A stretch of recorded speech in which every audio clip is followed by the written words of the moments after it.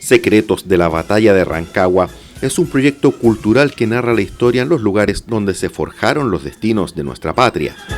Desarrollado por Diario El Tipógrafo gracias al aporte de Edificio Alcázar de constructora Francisco Lorca.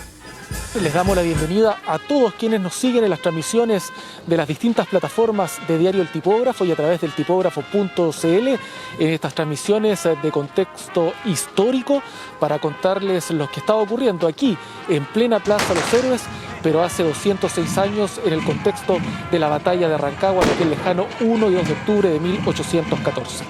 En este minuto me encuentro en la Plaza de los Héroes con el monumento de Bernardo O'Higgins de fondo, que es el ejemplo vivo de la lucha patriota que se vivió aquí, pues, en plena Plaza de los Héroes y sus alrededores, pero ya hace 206 años. Nos encontramos con Antonio Yaxi, quien nos ha acompañado durante todos los días en estas transmisiones para ir contándole a la gente qué estaba pasando en Rancagua y sus alrededores en aquel lejano 1 y 2 de octubre de 1814.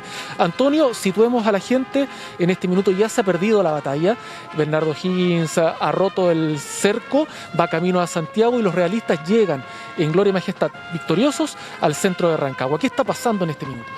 Bueno, primero hay en cada una de las fronteras la última resistencia.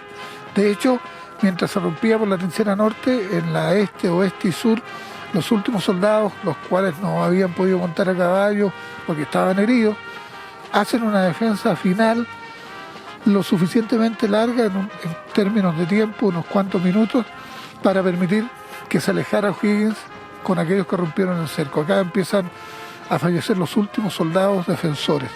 Pero también hay toda una historia en relación a la entrada de los Talaveras y del resto de los realistas a la plaza. Y comienzan las historias trágicas que han sido recogidas por muchos historiadores, algunos exageradamente, otros no tanto, pero que sí se pueden refrendar. Bernardo Cuellas, un teniente coronel patriota que usaba un uniforme parecido a O'Higgins, es confundido con Bernardo y es fusilado en la plaza, que es una de las primeras víctimas. Pero paralelamente se empieza a cobrar venganza, entre comillas, según algunos historiadores, accionando en contra de los sobrevivientes, aquellos que estaban heridos, y accionando en contra de la población civil. Justamente, eso te iba a preguntar, Antonio. Llega el ejército al centro de Rancagua, a la plaza, a sus alrededores. ¿Qué estaba pasando con los vecinos que estaban en la ciudad?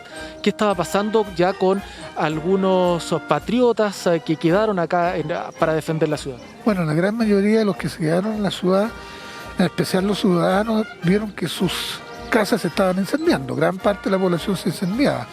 Los que se habían quedado estaban recluidos en las iglesias principalmente, en la iglesia que estaba acá en el centro, que era la parroquia de Rancagua, y en la iglesia de la Merced y en otras edificaciones.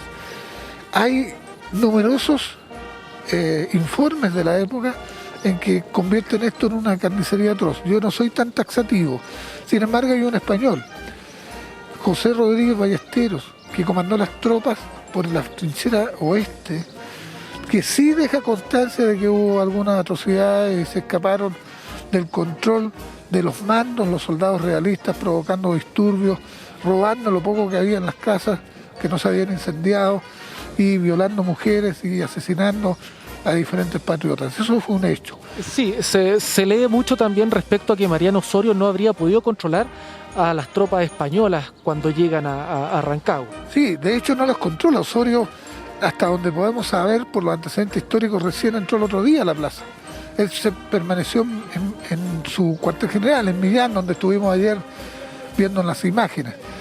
Y los comandantes de regimiento no lograron controlar a la tropa. Sabemos que el regimiento Talavera era un poco ecléptico en términos de que sus soldados provenían muchos de cárceles, de Cádiz o Lima, y por lo tanto eran difíciles de controlar. Y otros eran soldados con muy poca preparación, los soldados que venían de Chiloé, de Valdivia, de Concepción, de Chillán, no eran soldados profesionales fáciles de controlar. Y eso produjo que los mandos no pudieran efectuar un control efectivo una vez que se ingresa a la plaza y se produce un desbande de los soldados que termina, como digo, en robos, violaciones, más incendios y asesinatos, porque cuando ya termina el combate y los pocos sobrevivientes están en manos de los adversarios, lo que sucede después pasa a ser un asesinato, no una muerte en combate. Antonio, en transmisiones anteriores le contábamos a la gente que donde está la intendencia más o menos se había instalado el hospital de campaña patriota. ¿Qué pasó ahí también con los soldados que estaban heridos? Bueno, hay versiones que dicen que muchos de ellos sufrieron las consecuencias de estas soldadescas y que se habrían inclusive otros quemados. Hay versiones que dicen que se encontraban tratando de salir por las ventanas que tenían rejas, cuerpos calcinados. Hay algo de cierto, es efectivo, pero tampoco hay que exagerar en términos de convertir a toda la población en gente que falleció luego del combate, porque eso tampoco es cierto. Pero sí hay una acción violenta que demuestra que el tema fue complejo luego de la batalla. Según tus conocimientos, ¿cómo quedó la ciudad después del combate? ¿Qué tan destruida quedó? ¿Cuánto demoró en ponerse de pie? ¿Podemos contarle eso a la gente? Sí, bueno, en el damero central fue notorio. El damero fundacional o central cuyo centro es la plaza, fue por donde progresaron las tropas realistas. Se produjo una destrucción que en términos prácticos abarca más de la mitad de la ciudad, del sector del damero, y por lo tanto hay una destrucción notoria que se demora muchos años en reconstruir. De hecho, ya luego del proceso del inicio de la Patria Nueva, Rancagua se sigue reconstruyendo por años. Tras esta situación, tras la entrada de los realistas a la Plaza Antonio, surge la historia de los estandartes perdidos. ¿Por qué no le contamos a la gente de qué se trata esto? Bueno, muy interesante. Osorio captura 5 estandartes, básicamente la gente que entró a la plaza. 2 estandartes del regimiento Granaderos, uno un regimiento auxiliar, una bandera de la Patria Vieja y una bandera negra, la misma que vimos en la Torre de la Merced en algunas imágenes anteriores.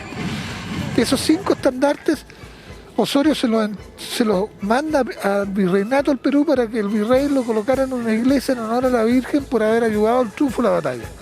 Y se quedan allá por muchos años hasta que San Martín, mandando la expedición que envió desde Chile Bernardo O'Higgins, entra a Lima y en 1822 recupera esos 5 estandartes y se los manda a Bernardo O'Higgins a Santiago, porque estima que solo Bernardo O'Higgins podía tenerlo, ya que peleó en la batalla.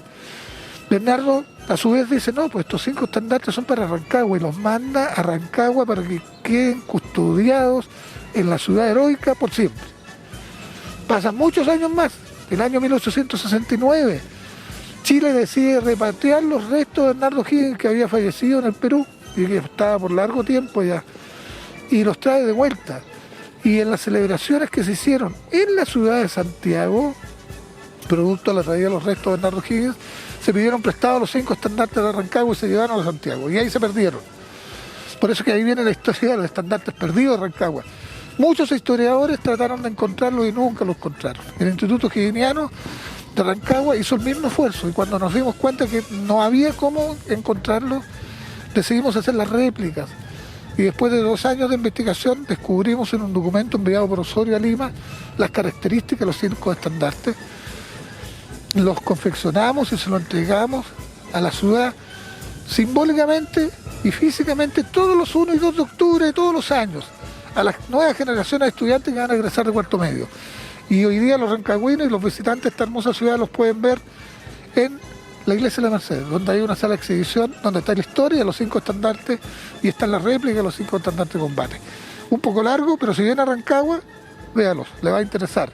Y si vive en Rancagua, con mayor razón. Hemos caminado junto a Antonio hasta calle Alcázar, donde se ubicó una de las trincheras de la batalla de Rancagua, la trinchera Oriente. Antonio, tú en la primera transmisión, el primer capítulo de estas historias de la batalla de Rancagua, dejaste un interrogante.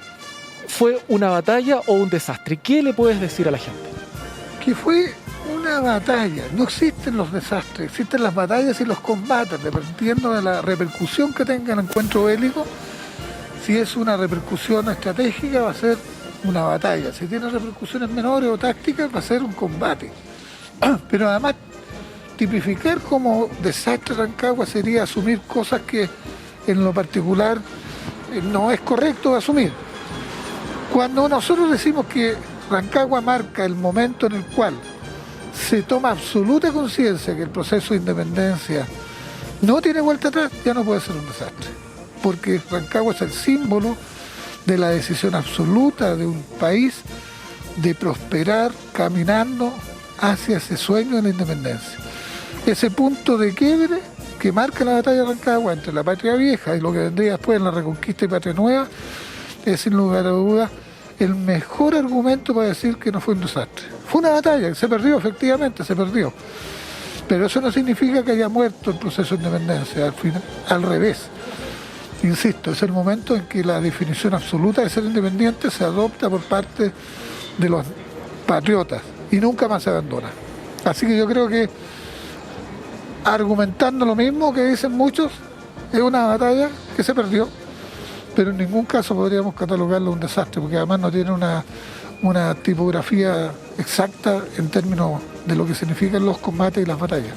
Antonio, mira, hemos llegado a la afuera del edificio Alcázar de Constructora Lorca, quienes también han querido dejar o han querido demostrar la importancia que tuvo la batalla de Rancagua para esta ciudad, colocando esta placa que, como leemos aquí, en esta esquina se forjaron los destinos de la patria, en honor a los héroes de la batalla de Rancagua, quienes con su entrega dieron luz a un Chile independiente. Antonio, antes de terminar estas transmisiones, agradecerte tus conocimientos, agradecerte tu participación, habernos entregado detalles que quizás mucha gente no conoce y que es muy bueno saber respecto a lo que sucedió aquí, pues donde uno transita todos los días, donde uno camina, saber que está lleno de historia, saber que está lleno de tradiciones y saber que fue un hecho tan importante para el futuro de nuestra nación. Muchísimas gracias por la invitación como Instituto O'Higginiano de Rancagua y de todos los caballeros o'higginianos que conforman esa organización, y decirle a todos ustedes, a los rancagüenos y a los que no son, que los pueblos que mantienen y conocen su historia tienen la posibilidad de tener siempre un futuro mejor. El rancagüino tiene la oportunidad invaluable de caminar todos los días por el sitio de su más grande gloria, y eso hay que agradecerlo realmente. Antonio, te damos las gracias nuevamente y también a ustedes quienes nos han seguido en esta serie de transmisiones de la batalla de Rancagua desde ayer 1 de octubre hasta hoy día con el desenlace final. Le agradecemos que siga informándose a través de las distintas plataformas de Diario El Tipógrafo y también a través del tipógrafo.cl. Muchas gracias. Secretos de la batalla de Rancagua es un proyecto cultural que narra la historia en los lugares donde se forjaron los destinos de nuestra patria. Desarrollado por Diario El Tipógrafo gracias al aporte de Edificio Alcázar de Constructora Francisco Lorca.